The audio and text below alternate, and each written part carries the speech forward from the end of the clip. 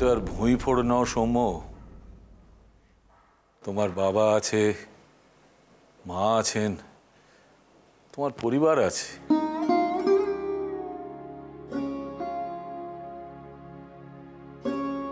তাদের প্রতি তোমার তো একটা কমিটমেন্ট আছে, সেই কমিটমেন্টটা তোমায় রাখতে হবে।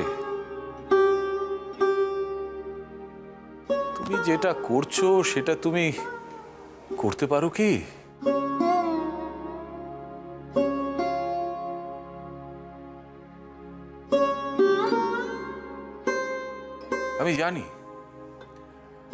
আমি জানি আজ বিকেলে তোমার ফ্লাইট আছে, তুমি ফিরেও আসতে পারবে না।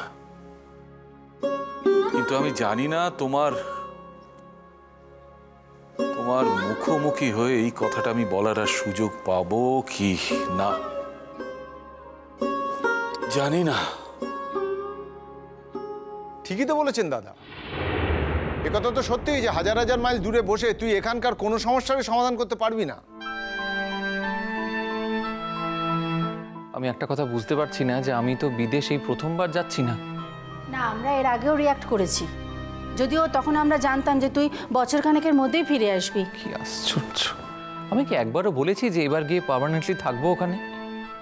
সব কথা কি তুই বললে তারপর আমরা বুঝতে পারবো? এতটাই নির্বোধ নাকি আমরা সৌম্য? তার মানে মানে যেটা বললাম তাই, এইটাই মানে।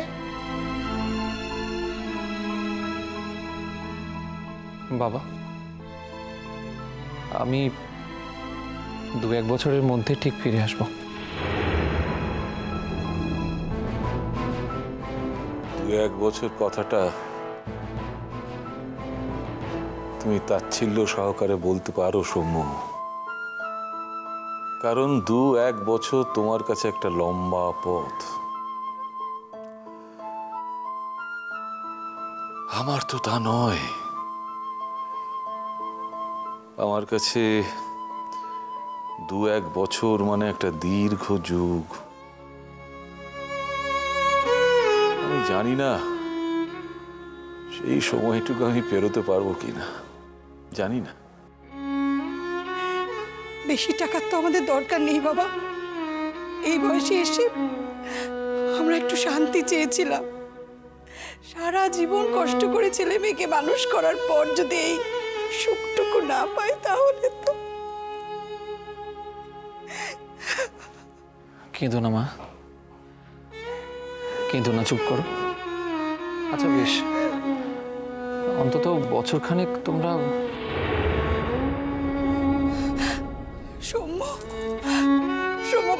বছরখানেক মানে তো অনেকগুলো দিন, অনেকগুলো মাস। আমি তোকে ছেড়ে থাকতে পারবো না সৌম্য, পারবো না। দেখবি ফিরে এসে আর মাকে দেখতে পাবি না সৌম্য।